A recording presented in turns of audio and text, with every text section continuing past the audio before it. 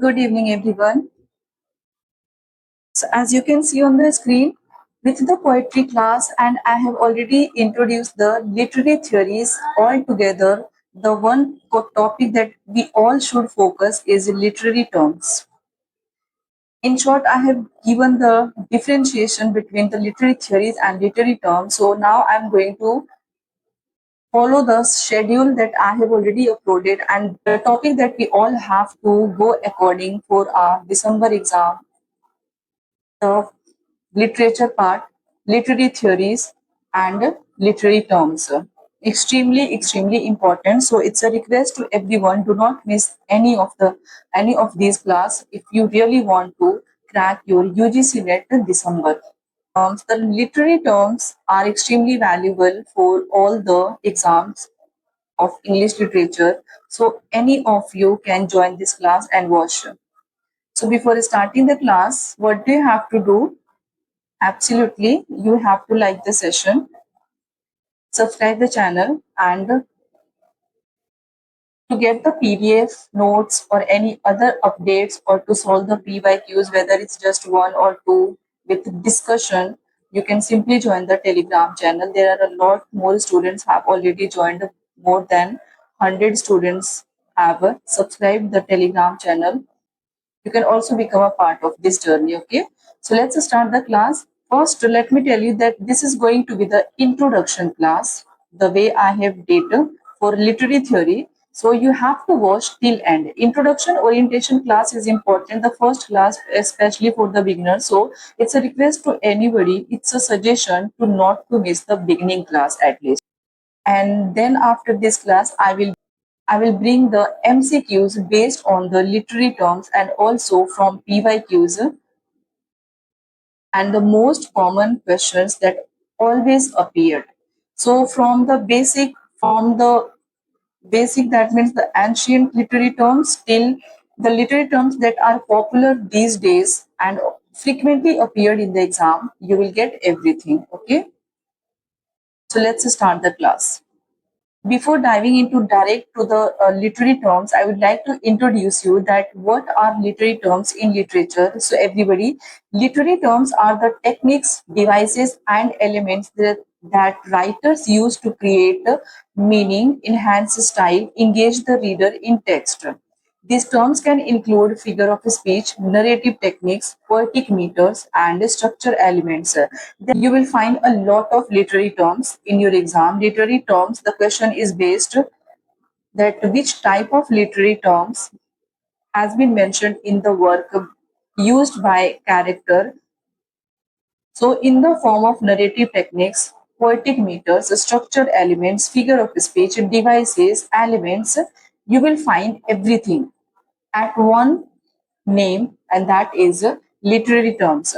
Introduced since ancient literature, we have Aristotle, who was supposed to be the key figure who introduced a lot of literary terms, like we have mimesis, that is imitation, catharsis, hamartia, in his work Poetics, and in contemporary literary, if we go, then we will find we have Jacques Derrida, deconstruction, post-structuralism, and feminist criticism. So there are a lot of techniques, styles, elements, devices we will find in English literature as in the form of literary terms and techniques.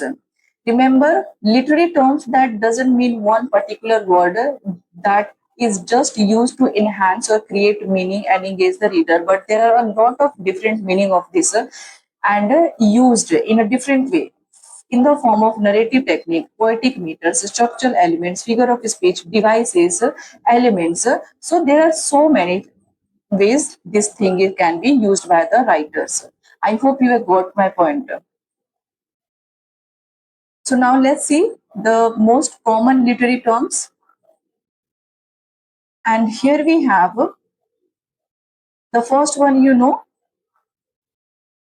and here we have the first alliteration. Alliteration, the repetition of the same initial consonant sound in closely placed words. Repetition of the initial consonant sound.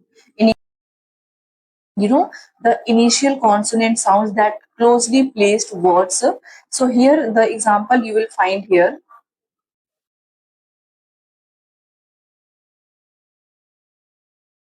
you have to identify the repetition of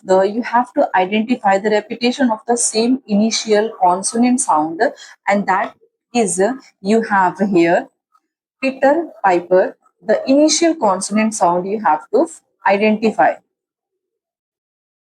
Seashells by the seashore. So here you can see the S letter. The S is the consonant letter in alphabet. It appears many times. So it is the repetition of the consonant that appears beginning of the word. Beginning of the word. So this is the alliteration. Assonance and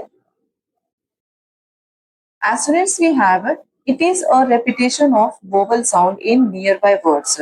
Similarly, the way we have alliteration, repetition of a consonant sound, initial word, initial word. And here you have a repetition of vowel sound in nearby words. Example you will have here, the rain in Spain stays mainly in the plain. Also, Edgar Allan Poe's The Bells, the work, hear the mellow wedding bells. What did you find? According to the definition suggests that the repetition of vowel sounds. So, underline here E, E, E, more closely, nearby. The rain in Spain stays mainly plain. Repetition of A vowel here. This is the assonance. You have to learn to identify. I think you will only master if you will practice. Okay. Then we have consonants. Consonants, we have a repetition of consonant sounds, usually at the end or middle of the words. The first one, alliteration, was repetition of consonant initial sounds, and this is the consonants. Consonant sounds, it appears but in at the end or the middle of the words. How? See the example. Mike likes his new bike. K sound here you can see here K appears, sound repeats at the end of the words. Also, and all the year a solemn stillness holds repetition of I. Air, stillness. Consonants is the repetition sound like the other, but the letter in this assonance will appear in the middle or the end of the word. Okay, middle of the word or the end of the word. So that will be the consonants. Alliteration, that was the repetition of consonant sound, initial consonant sound, and then the next thing that you have done, assonance, that was the repetition of vowel sound. Okay. Then we have onomatopoeia, words that imitate natural words, natural sounds. How? Onomatopoeia, when you use this, it signifies that the writer's intention is to make the description more expressive and vivid for the readers. And here you can see the example. Alfred Lord Tennyson's came down, oh maid, the moan of doves in immemorial elms. Natural sound you are mentioning here in the onomatopoeia, and here is the line taken from Alfred Lord Tennyson's work. How it looks in the line here, the bees burst and the brook gurgled. The words sound like the noises they describe. The bees burst and the brook gurgled. So it is the natural sounds like water, how it waves, bees, how they make a sound. So this is the natural sound that we use in onomatopoeia to make the work more descriptive and expressive and vivid, create a vivid imagery in front of the reader. Then we have simile and most common and easy to identify. This use comparison using like or as like or as denoting somebody's quality with another, or you are referring somebody to something. Here, charisma is mentioned as bright as the sun's light. Okay, so this is the use of simile. Only we use indirect comparison. Okay, by using the word like or as. Unlike simile, in metaphor, we use direct comparison without using like or as. It suggests one thing is another to create meaning or symbolism. Time is a thief. That states one thing is another. And also you can take an example that we have done, and that Maharaja Ranjit Singh was a lion of Punjab. So here the lion's bravery has been compared to the Maharaja Ranjit Singh. So this is the direct comparison. By using the lion's bravery to Maharaja Ranjit Singh's courageous the power he had using metaphor. I hope you have got my point. Now, what are personification? Personification giving human qualities to non-human things.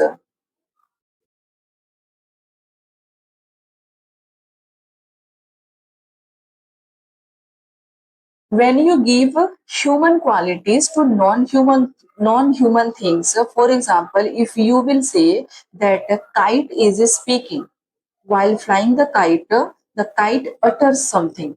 So that will be the human quality. Human quality, only human can speak. Kite is a non-object. Kite is an object. How a kite can speak? So it is a personification. That means somebody is attributed the human qualities to non-human things or non-living things. It makes abstract or inanimate things relatable or vivid. In Emily Dickinson's work, you will find the example, because I could not stop for death, he kindly stopped for me. Here, he kindly stopped for me mentioned death. Death, non-human, but here it is stopped for me. That means death is reacting.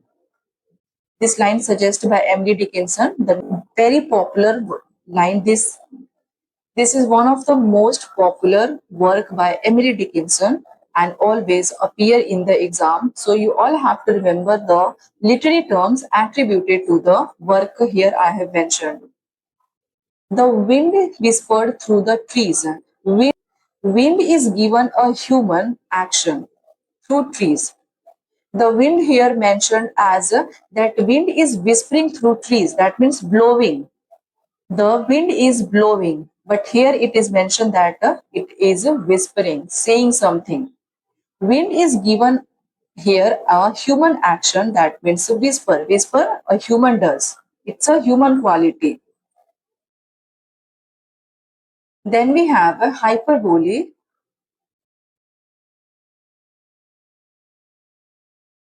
Then we have hyperbole, deliberate exaggeration for emphasis. Here it meant to be taken literally, used to express a strong emotion. In Andrew Marvel's work, you will find love you 10 years before the flood. To his co-mistress, this is very important quote. I have told you a million times, it is clearly exaggerated. That means there is something you want to emphasize by exaggerating. So that is the hyperbole. Then we have irony. Irony, we have a contrast between expectation and reality.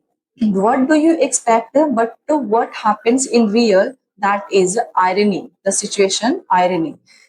Irony can be verbal, non-verbal. Situational irony, dramatic irony, there are many forms of irony you will find. So example you will have here, O Henry's The Gift of Magi. It is a situational irony in the exchanged gifts. There is the character here, Della and Jim. Both both are husband and wife, but to present a gift, Della sacrifices her beautiful hair. And somehow Jim knows, but here the situational irony is that Jim also want to present something to Della, a Christmas gift the both want to present to each other, but due to lack of money, they sacrifice their valuable items, and that valuable items Della has her hair and Jim has his watch. So both sacrifice these two things to buy a Christmas gift for each other. So this is the situational irony. And how it looks in a line, the fire station burned down opposite of what you would expected. So that is the irony. That means you expect something else, but in opposite, that totally happens something else.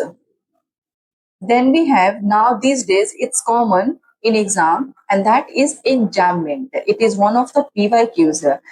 Let me tell you, they will put literary terms in the chronology and matching questions by giving the definition, or they will give you the line and ask you to match the devices, literary devices, literary terms to the that mentioned in the which line. So you have to identify, and for that you must know the definition correctly and example, and that only you will have a proper identification of each term. So enjambment is the continuation of a sentence beyond the end of a line or a stanza. Continuation of a sentence beyond the end of a line, that means if you are about to end the sentence you simply put the full stop. But enjambment, it continues beyond the end of a line. The line that about to end, but in enjambment, the line continues. It creates flow, speed up the rhythm, and encourages the reader to move to the next line. In Shakespeare's sonnet here, it mentions, "Let me not the marriage of true minds admit impediments." No punctuation at the end of the line, the thought carries over.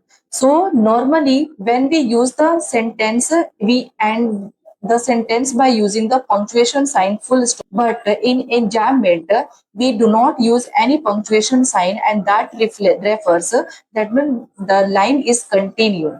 You have to read, you have to continue reading. Okay, so this is what enjambment means. Then we have illusion. Illusion, M.H. Abram, there are a lot of literary terms he has mentioned in his work that I have told you 2 days back in a short, the glossary of literary terms. So I will bring that also. So just do watch and subscribe the channel. So here the allusion, it is an indirect reference to a person, place, event, or a literary work that the reader is expected to recognize. Reader is expected. It is an indirect reference. In a work, in a story, there is a mention of character, place, event, or this could be the work also, and reader is expected to recognize that. It majorly happens in movie, and many of the work we have studied. He was a real Romeo with ladies. Example, you have reference to Shakespeare's Romeo and Juliet. In some work, they take the most of popular quote. If they will there are many work that they refer somebody or someone or something, and you have to identify, you have to recognize that from which popular work, which popular literary work, which popular person or place or event they are referring. So here it is the line, he was a real Romeo with the ladies. So Romeo here directly may refer to the Romeo and Juliet. The character signifies Romeo's story. The description of Romeo, it is directly attributed to Shakespeare's Romeo and Juliet, that is Romeo. He met his Waterloo. It is here Waterloo directly it is a refer, it is referring to Napoleon's defeat. She had the patience of Job. Patience of Job. Patience of Job, it mentions, it refers the biblical figure. This place is like Eden, Garden of Eden, they are mentioning. Okay. Very, very important now, ambiguity. Ambiguity, what does it mean? Ambiguity, the presence of two or more possible meaning in a passage, word, or phrase. In a presence of two or more possible meaning in a passage, there is a line, and you will try to find out how many meaning you will get in that passage or a word. In one word, it is like a synonym. You can simply understand that one word you will find a lot of meaning. Whether it could be the phrase, it could be the word, or it could be the passage. Example: the chicken is ready to eat. Is the chicken here cooked or chicken is hungry? The line here, the chicken is ready to eat, it does not give a proper clear meaning that the chicken is ready to eat. If somebody is speaking, a human is speaking that the chicken is made, chicken is cooked and it is ready to eat by other members, but also it is also not also you can find by reading this that chicken is ready to eat. Chicken, chick, the hen or cock, they are hungry, so they are ready to eat. In this, so it's simply you can understand that this one line is here. You can find the two different meaning, or not two, but a lot of meaning. Three multiple meaning you can find in the different sense. Now we have analogy. Analogy, we have, it is a comparison between two things for the purpose of explanation or clarification. Analogy is it is easy to understand. So analogy, we need to put more thought, we need to put more explanation or clarification. So this is analogy. Example you have here: life is like a box of chocolates. Here, life, your life is mentioning as a box of chocolate. You never know what you are gonna get. You never know what you will get from that box of chocolate, what you will get at the end. That means will be the result, be the what will be the plan of God that you can get from that chocolate, that box of chocolate. So it is mentioned like this. Also, just as a sword is the weapon of a warrior, a pen is the weapon of a writer. Warrior has a weapon and the writer has a pen. Pen is also supposed to be the weapon for a writer, teacher. Similarly, weapon is related to warrior. So you can understand. So I hope you got the point that analogy, in analogy, you will compare two things for the purpose of explain more clearly. You need to explain this thing to more detailed manner. Okay. Then we have anaphora. Anaphora, the repetition of a word or phrase at the beginning of successive clauses. It was the best of time, it was the worst of time. Here, it was the best of time, it was the worst of time. It is the most famous quote taken from A Tale of Two Cities by Charles Dickens.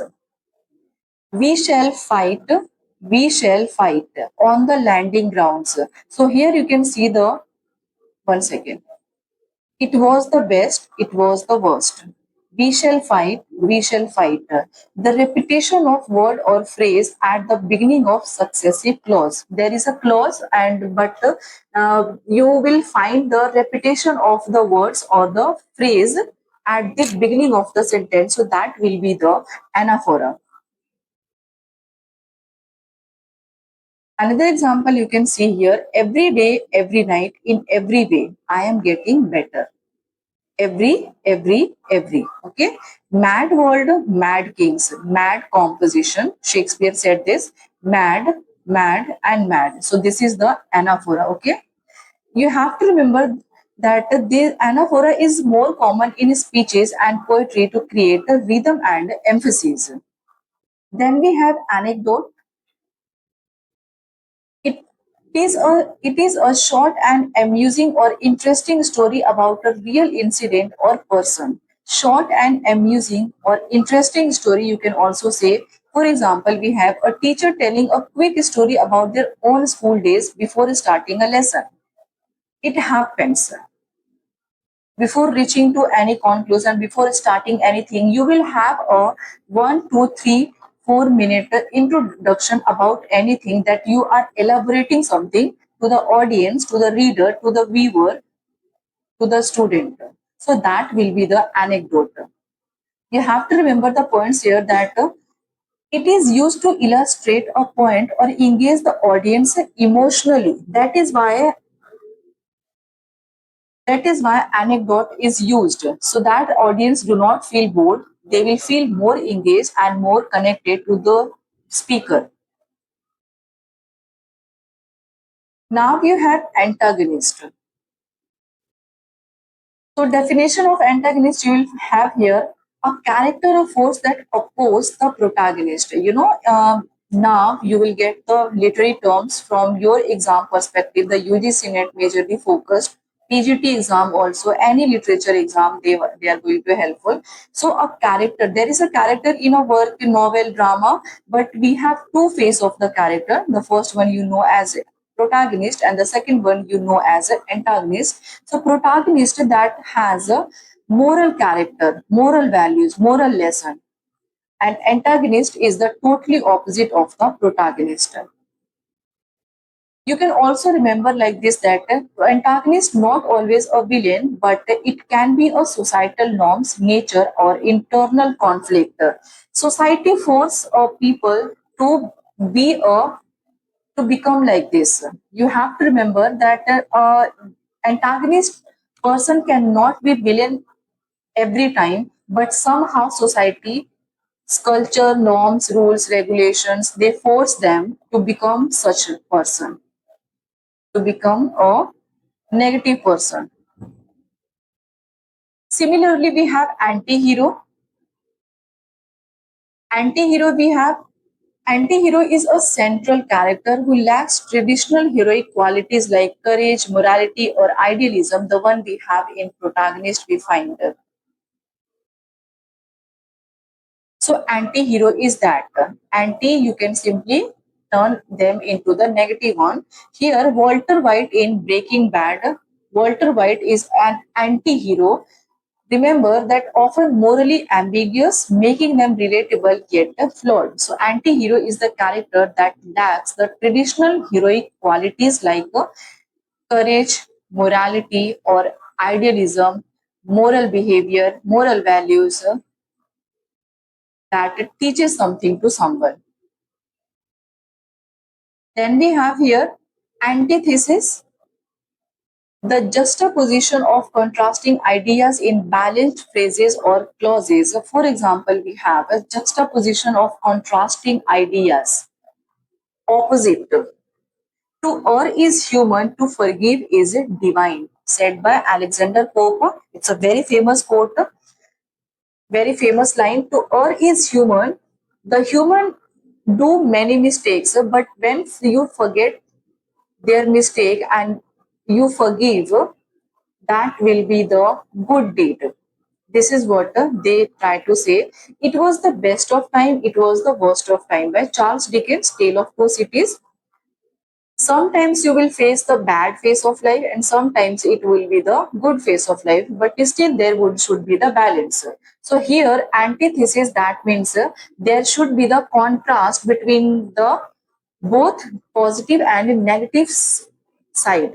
Negative phase of life, you can say negative side of anything, so that will be your antithesis. Speech is silver but silence is golden. When you keep speaking, that is will be your silver, but silence is supposed to be the golden. You do not need to exemplify, clarify, justify to everybody that who you are, what you do, what you are going to do, what is your future goal, but you will simply become silent, and your silence somehow will create a and your silence will speak in a larger broader way. And speech is here mentioned as a silver. Then we have aphorism. Aphorism, a concise statement of a truth or principle, often in a witty manner. If it ain't broke, don't fix it. What does it mean? If the thing is not broken, why are you trying to fix it? So it is a concise statement of truth or principle, or often in a witty manner you try to tell somebody that why are you doing such thing if the thing is not required to fix or to do. You can simply understand like this. I have added the very simple explanation. I have added the more easy I have added the easy way to explain you all the literary terms here. So do watch the video till end, everyone. Next one we have apostrophe. It is a direct address to an absent person, an abstract idea, or an inanimate object. The example you have, "O death, where is the sting?" Here it is also, "And come gentle night, come loving black borrowed broad night" by Shakespeare. So it is a direct address to an absent person. The person is missing. You can simply understand like this, that somebody has passed away, somebody is far away from you, and you are missing that person very badly. And in that absence of the person, and you're absent, you are trying to convey your feeling, your idea. That for that you will use the apostrophe term. Then we have millennial. Very, very important, and PYQs of UGC NET exam. Frequent terms I have brought here, so do not miss this. Definition of villanelle, you will have to understand that it is a highly structured French verse from originating from pastoral poetry. The villanelle has 19 lines divided into 5 tercets, that means in 3-line stanza, followed by a quatrain that means a 4-line stanza.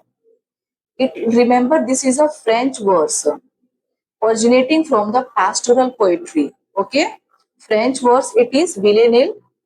Pastoral poetry, it is normally has 19 lines. It is a PYQs of, I think, from the last year, yes, divided into 5 tercets and a quatrain, followed by a quatrain. It is characterized by two refrains here, the first and the third lines of the first tercet, the 3-line stanza, that alternates as the final line of subsequent tercet and appear together at the close of the quatrain. You have to understand.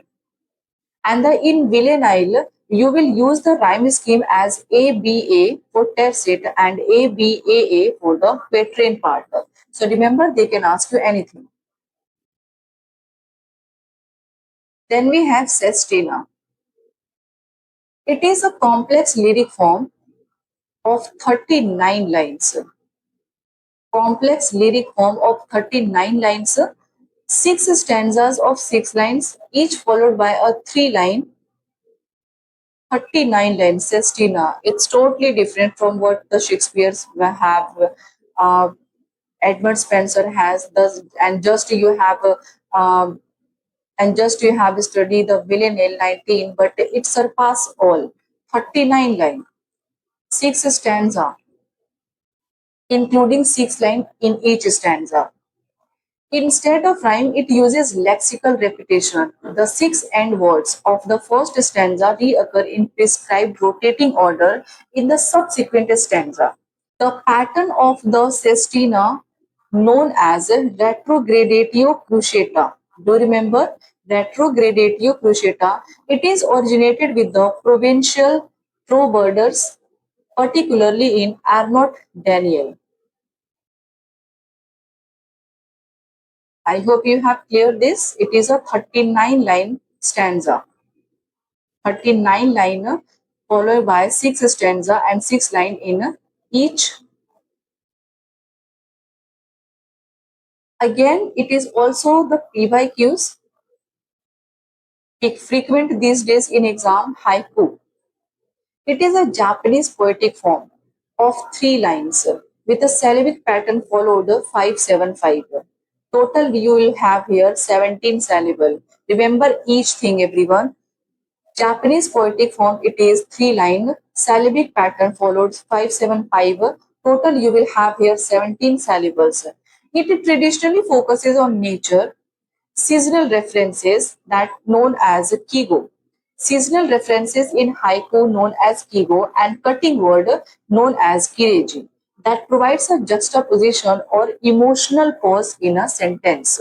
It captures a fleeting moment with precision and restraint. So this is the haiku. They will give you the line and you have to identify that which literary term is this, or they can also give you the pattern, they can also give you the origination, the line.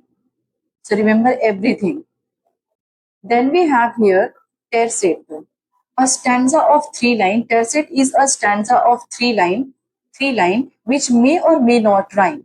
Some it is there is a probability that tercet may be rhyme or may not. It is commonly used in Italian poetry. It is common to Italian work, Italian poetry majorly in forms of like terza rima. Very, very important terza rima. And the rhyme scheme it follows ABA. ABA, 3 lines. Tercets can also be a part of larger structure like a sestina or villanelle. Sestina, how many lines you have? 39. And villanelle we have 19. And tercet you have here 3.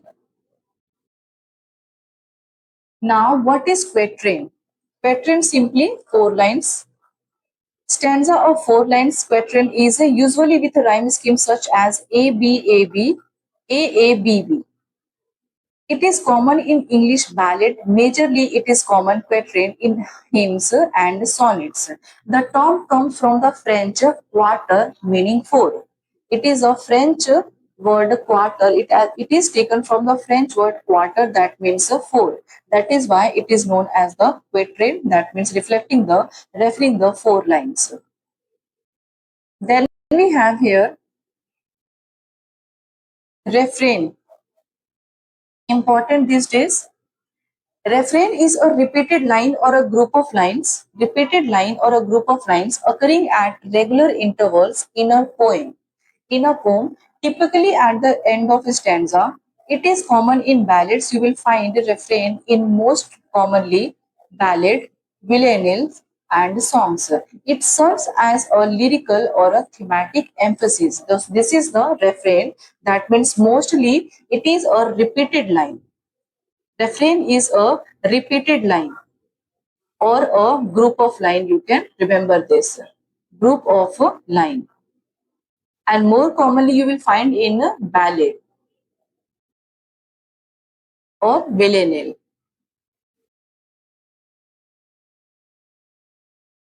So this is the refrain. I will teach you how to identify refrain. It is important, everybody. Then we have a cesura. Cesura is a pause within a line of verse. In a line when we are about to take pause, we normally use comma, but caesura is also used to take pause in a line of verse, often indicated by punctuation, that is a comma, dash, or period. It is a natural speech break. Old English poetry, it is frequently used in a medial caesura. In modern verse, you will find caesuras can be masculine after a stressed syllable or feminine after an unstressed syllable. So, majorly, a caesura is a pause or a break within a line of poetry, often indicated by punctuation. So, that punctuation we use here, comma, dash, or any period. Okay. So how you will understand caesura? The line caesura majorly you can see here when you put this line. So this is the caesura.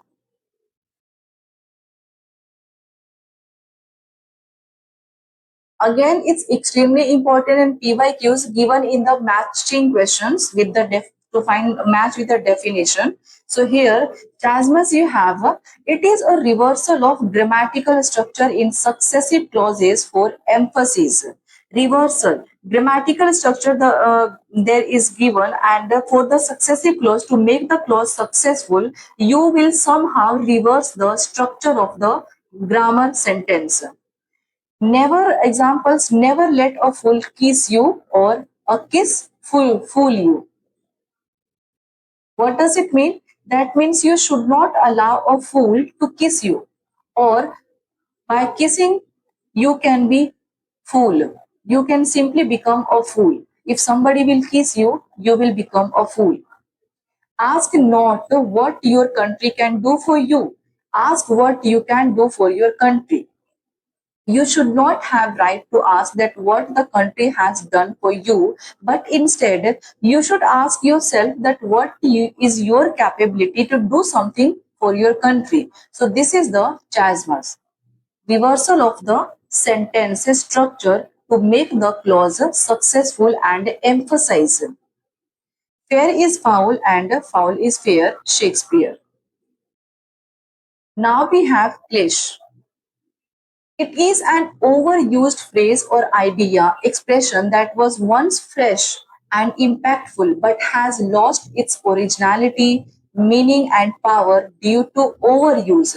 There are a lot of phrases, idea, expression that over the time, since ancient time, the people has overused. And now in modern era, we are all living in the 21st century. So somehow those phrases, ideas disappeared or vanished or lose the originality that and impact also. Impact also. Here is the example I have brought in a descriptive cliche, that is means the overuse of figure of speech. Time will tell. As busy as bee, as red as rose, the calm before the storm. At the end of the day, these are the most common overused figure of speech that has been used from very that has been used from the very beginning. Also, in a plot cliche, what you will find in love at first sight, overused, movies, television, work, literary work, everywhere you will find this in a common language also, in a common world also. Ordinary people will also say this. Happily ever after, very easy and very common. Character cliche you will find the damsel in distress. What does it mean? Refers to a helpless female character needing rescue by a male hero. Majorly, it happens in a movie that a female character pretends to be a helpless, and she requires a hero to save her, rescue her. So it is also feels bored now. It is also the audience feels bored. The mad scientist. There is a scientist who creates something, who has experimented and created something. The scientist is brilliant, but somehow what he has experienced, what he has experimented, that leads to a disastrous consequences because of the experimentation of the brilliant scientist. The consequences totally change. So this is the clash. Then we have conceit. It's very, very important. Do not miss. Conceit, it is an elaborate, often surprising metaphor that extends the throughout a poem or passage. Examples, you will find the conceit more frequent use in a metaphysical poet, and the writer we have John Donne.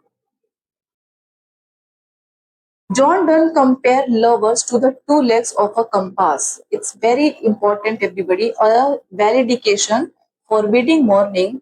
He has used this term to compare the two legs of a compass, and this is the work. Comparing life to a theatrical performance. Here, the quotation you will find extended metaphor of the flea representing love in Donne's The Flea. So I hope you have understood it. Related to PYQs related to this term, I have already shared on Telegram channel. Then we have connotation. Very, very important. Connotation, the emotional or cultural meaning of a word beyond its dictionary meaning. In a dictionary meaning, it's simply where there is a word home, or there is a word go, or there is a word childish or childlike.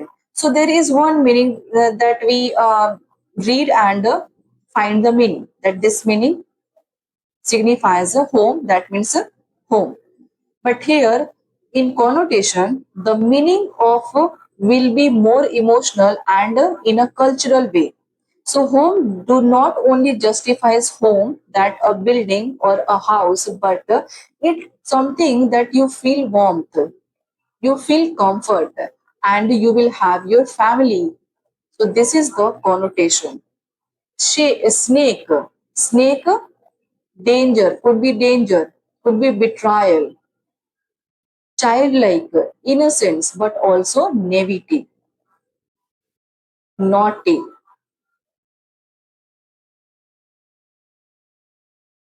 Then we have diction. Diction, the choice of words or a style of expression in writing or speech. Literary term applies here. That which literary term you are going to use in your work to give a style in your writing. So here, the example you will have in a formal diction, you will find the man spoke in a most dignified manner, and in formal diction, you will say he talked real fancy. This is the difference between diction in a formal and informal. And in a poetic diction, you can understand lo, the fair moonlighted doth shine. So, which type of word you have used, which type of style of expression you want to use to enhance the writing or to enhance the speech that you are about to speak, that will be your diction. Okay. Now we have irony we have done already. So here the dramatic irony. There are a lot of types of irony, forms of irony. We have dramatic, situational, verbal, non-verbal. So here dramatic irony, when the audience knows something that characters do not. We are about something is going to happen or something has happened, but the character in the story not do not know the situation. So this is the dramatic irony, and majorly it happens in all the written work, and also in serial, in drama, in movies. Everybody, you all are aware about this dramatic irony. In Romeo and Juliet, the audience knows Juliet is alive, but Romeo does not. Romeo is not aware that Juliet is alive, but audience who are watching, the reader who are reading, they are aware, they know. Then we have euphemism. Euphemism, it is a polite or mild expression used in place of something harsh or unpleasant. Euphemism, it is a polite or mild expression. You are using a more polite manner, the word in a more polite manner, more polite expression instead of using anything harsh. So example here, instead of you will say that somebody is dead or died, you use the word he is passed away. Instead of you will say somebody fired, you will say let go. Instead of saying unemployed in during majorly happening job, you will say between jobs. So this is the difference, and this is the definition and example of euphemism. That means your selection of word in the place of harsh, you will use the more polite manner to describe the situation. Then we have foreshadowing. Foreshadowing, that means there is a hint at events that will happen later in the story. Later in the story, what is going to be happen in the story, the worker, you are aware, you will give a hint that will take place in the future, near future, about to take place or will take place. There is a difference about to take place and will take place. So that will be your foreshadowing. How? In Of Mice and Men, the death of Candy's dog foreshadows Lenny's fate. Also in Macbeth, Prophecies in Macbeth hint at the future events. What is going to happen? You know, the three witches prophesied that Macbeth is going to be the king. That is why Macbeth killed the King Duncan. So this is what foreshadowing is. Then we have imagery. Imagery, descriptive language appealing to the senses to create a vivid mental picture. Imagery in the sense here it is mentioned as image. Image, that means the image it refers here, that means you are hearing a word, but by hearing those words you are creating a picture in your mind. You are creating a picture in your mind, so that will be the imagery. For example, the golden yellow sunlight filtered through the pale new leaves. Understand now? The scent of freshly baked bread filled the air. Her voice was as smooth as honey. So this is the imagery. You will, by hearing these words, by hearing these sentence phrases, you will immediately create a picture in your mind. So this is here mentioned. It is a vivid mental picture that somebody creates by hearing a word or phrase. So this is also known as the descriptive language appealing to the senses.